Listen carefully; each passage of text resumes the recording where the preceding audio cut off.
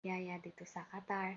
So, ang buhay ng isang yaya ay hindi nagiging madali dahil walang oras. So, kaya for today, gusto ko ulit maggawa ng aking vlog dahil napapabayaan ko yung aking vlog dahil sa kabisihan ko sa aking trabaho. So, mga kapatid, wala naman ako masyadong na iba-vlog or yung mga gawain ko dito dahil bawal kong i-vlog dahil laging may camera kahit sa ang sulok ng bahay, lalong-lalo na pag mahagip yung bata. So, wala naman silang sinasabing hindi pwedeng i-ano, kaya lang baka mahagip or makita kasi syempre, buong mundo makakita sa ating mga video i-upload kaya hindi ko pwedeng maisali yung aking mga gawain kasi kung halimbawa sa paglilinis ko din dahil naglilinis din ako hindi ko rin pwedeng maipakita dahil nga sa camera nakikita sasabihin baka makita habang nagtatrabaho ako nagse-cellphone so wala namang bawal dito sa pag-cellphone pero syempre iwasan din yung mga bagay na dahilan ng pagkaano ng isip ng ating mga amo. So, habang nangangamuhan, kailangan makisama or ingatan ang mga bagay na dapat hindi pwedeng mangyari. So, ngayon, mga kapatid, ang gusto ko lang iba-vlog or gusto kong mag-share or kung pwede din kayong mag-share ng about kung paano tayo maging mabuti sa ating kapwa. Although walang perfect, lalong-lalo na ako, hindi ako perfect, laging nagkakamali. Gusto kong malaman natin na ang Diyos ay napakabuti niya sa ating buhay kahit na tayo ay maraming pagkukulang sa Kanya. And ang Panginoon kahit gaano pa tayo kasama, hindi siya sumusuko sa atin. Kung may sumusuko man tayo, minsan ang sumusuko.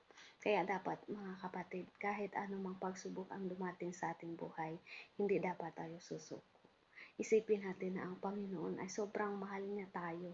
Ayaw niya tayong napapahamak. Kaya lagi niya tayong ginigising kapag nagpapabaya na tayo. Kapag nakakatulog na tayo, hindi natin naisip na, ay, sabi ng Panginoon, andito ako, ba't hindi mo ko maisip? Hindi mo ko maalala. Kaya minsan may mga pagsubok na dumating sa ating buhay na dahil sa pagsubok natin, naalala natin na ang Diyos o naalala natin mag-pray. Dahil alam natin na ang Panginoon, siya lang yung tanging nakakatulong sa ating mga problema or iniisip. Kaya dapat hindi na natin iniisip ang problema. Or may problema man tayo or wala, lagi natin iniisip ang Panginoon. Lagi nating pinapasalamatan ang Panginoon. Dahil wala na tayong dapat hinihiling lagi, kundi ang magpasalamat sa Panginoon sa araw-araw pa lang na pagising natin ay napakalaking blessing na sa atin. Isipin natin mga kapatid o basahin natin yung sa Lucas chapter 15 verse 11 to 24. Tingnan natin doon, basahin natin doon kung gaano kamahal ng isang ama ang kanyang anak. Kahit na ito ay nagkamali, kahit na siya ay nagkulang or nagkasala. Sa sobrang pagmamahal ng ama, instead na pagtabuyan ka kapag lalapit ka or babalik ka sa kanya dahil nagkamali ka, hindi bagkos papaliguan ka, bibigyan ka ng isang napakagandang damit, ipaghanda ka ng masasarap na pagkain. Kung mabasa natin guys sa Luke 15, verse 11 to 24, doon natin mabasa yung dalawang magkapatid, yung bunso, hiningi ang kanyang mamanahin kahit buhay pa yung kanyang ama. Dahil yung kanyang ama ay may dapat ipapamana sa kanilang dalawa. So dumating yung araw, hiningi na niya yung kanyang kaparty sa kanilang magkapatid. So ang ama binigay din ang kanyang agad binigay sa bunsong anak ang kanyang mamanahin. Ngayon yung anak dahil nakuha na yung kanyang mamanahin, pumunta sa iba't ibang lugar para doon niya ilusta yung kanyang perang nakuha galing sa kanyang ama. So syempre isipin natin mga kapatid, ang pera nauubos, 'di ba? Kaya dapat kung may pera tayo, gagastos tayo nang naaayon sa kinikita din natin araw-araw para hindi maubos. Kumbaga, idedepende natin yung ginagastos. Paano pa kaya kung may pera tayo tapos wala nang pumapasok na pera or wala na tayong sinasahod, wala tayong negosyo, gastos lang tayo ng gastos. So, mauubos yun. Katulad ng bunsong anak na kinuha ang kanyang mamanahin sa kanyang ama. Nung after na naubos ang kanyang pera at nagtagutom na, ubos na rin ang kanyang pera, naisipan niyang mamasukan sa may mga kaya. So, doon ang naging trabaho niya ay magpakain ng baboy.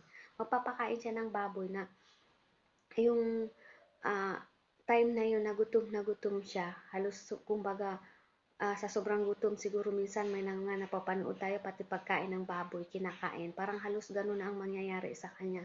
So naisipan niya na nung panahon na yun sabi niya, ang ako gutom ako dito. Pero yung mga utusan ng aking ama, sapat na sapat sila sa pagkain. Kaya naisipan niyang babalik sa kanyang ama at sinabi niya sa sarili niya na hihingi siya ng kapatawaran sa kanyang ama na nagkasala siya at wala na siyang kumbaga wala na siyang karapatang tawaging ama ang kanyang ama dahil sa pagkakamaling ginawa niya. Sabi niya, babalik ako sa aking ama. Sasabihin ko sa kanya na patawarin niya ako dahil nagkasala ako at pwede niya akong gawin isa sa kanyang mga tauhan. Sabi niya ganun, kung hindi ako nagkakamali. Guys, basahin nyo ang Luke chapter 15 verse 11 to 24. Doon nyo talaga at namnamin at intindihin nyo kung ano ang ibig sabihin nun. Kung magkukulang man yung aking explanation at hindi ko inisa-isa binasa dito. Dahil yung aking Bible ay nandyan sa aking cellphone at yung aking cellphone yun din ang aking ginagamit sa pag-video. So ngayon guys, ayun nga, umuwi siya sa kanyang ama. Malayo pa lang siya ay nasilayan na ng kanyang ama ang kanyang anak at nakita niyang ito ay madungis na hindi katulad dati. Nung nakita niya ang kanyang ama, agad lumapit ang ama sa anak at niyakap ito ng napakahigpit at tinawag yung kanyang mga tauhan na ibigay niyo ang singsing na sa aking anak, pasuotan niyo ng singsing, pasuotan niyo ng maayos na damit at katayin yung napakatabang kung ano ba yung tupa or baka ang ikakatay sa kanya. Basa-basahin nyo guys. Ngayon, ayun na nga mga kapatid, ipinaghanda siya sa madaling salita. Ipinaghanda ng ama yung anak na bumalik sa kanya kahit na ito ay nagkamali sa kanya. Diba? Doon natin ma-realize kung gaano kabuti ang Panginoon. Idinaan sa ama. Katulad din natin mga magulang. Kung ikaw anak mo, kahit na yan ay nagkamali, hindi mo yan magawang tiisin. Dahil anak mo pa rin siya, lalong-lalo na ang Panginoon. Sobrang mahal niya tayo.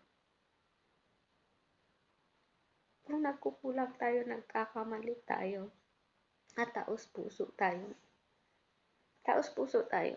manumbalik sa Panginoon.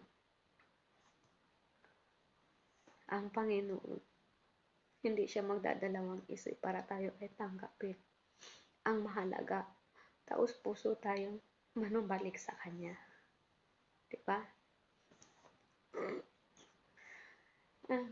Ayun mga kapatid, nung nalaman ng kuya ng bunso na yun na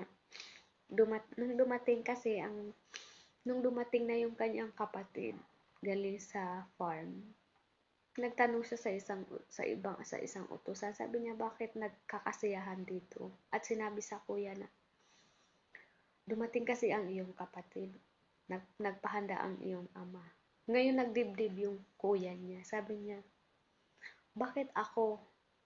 Lagi ako nasa piling mo. Ni isa, wala kang binigay para sa akin para ipaghanda sa mga kaibigan. Ang sabi ng ama, lagi kitang kasama.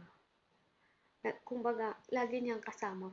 Kumbaga sa ating mga mananampalataya, kung lagi kang nasa Panginoon, lagi kang nasa mabuting kalagayan dahil hindi ka pababayaan ng Panginoon. Pero kapag ikaw ay mawala sa Panginoon at naliko ka, naranasan mo yung mga hirap, naranasan mo yung iba't ibang pagsubok.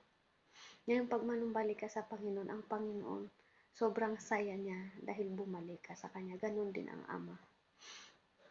So, ngayon, sabi ng Ama, nagpasalamat tayo dahil bumalik ang iyong kapatid. Kung kulang yung aking explanation mga kapatid, basahin nyo yung verse na yung paulit-ulit kong sinasabi. Doon natin ma-realize. Dahil mga kapatid, kung magbasa tayo ng Biblia, kailangan nating intindihin. Dahil kung basahin lang natin at hindi natin intindihin ang ibig sabihin, wala, hindi natin yun maintindihan. Kumbaga sa pagkain, kumain tayo pero hindi tayo nabubusog. Kaya kahit isang bersikulo ang babasahin natin, ang importante maintindihan natin kung ano ang kahulugan. 'Di ba? Para tayo ay mapuspos.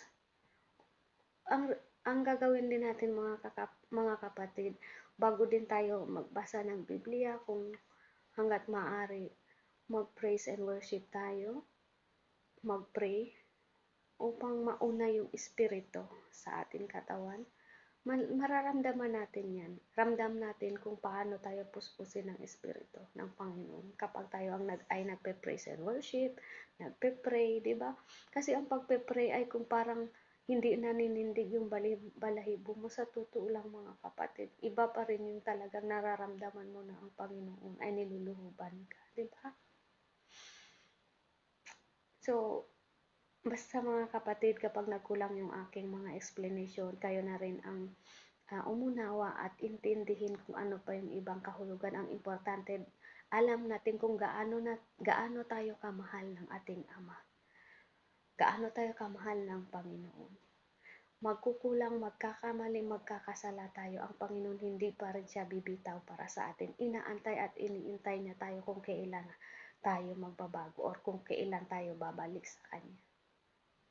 Isipin natin yun. Sobrang mahal tayo ng Panginoon. Wala tayong dapat problemahin. Wala tayong dapat isipin ng iba. Kundi isipin natin ang may Panginoon na nagmamahal sa akin. Kahit anumang sakit, pagsubok ang dumating sa ating buhay, pagsubok lang yan. Pero ang Panginoon hindi siya nagbabago. Nandyan siya palagi.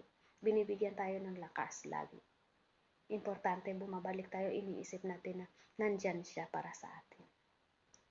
So, salamat guys. Yun lang yung aking ma-share ngayon. Sana may mga mag-share din sa pamamagitan ng comment. Mag-comment kayo sa aking video kung may mga dapat kayong i-comment or i-share sa ating pag-uusapan about sa kung ano ang ating or kung ano ang kahulugan ng ating buhay. Dahil kung alam natin yung kahulugan natin or kung bakit tayo nandito sa ibabaw ng mundo, doon natin matutunan kapag tayo ay laging naniniwala or may pananampalataya tayo sa Panginoon. Salamat guys. Sana may ma-share kayo at mag-aantay ako sa comment. Thank you for watching and God bless to all of us.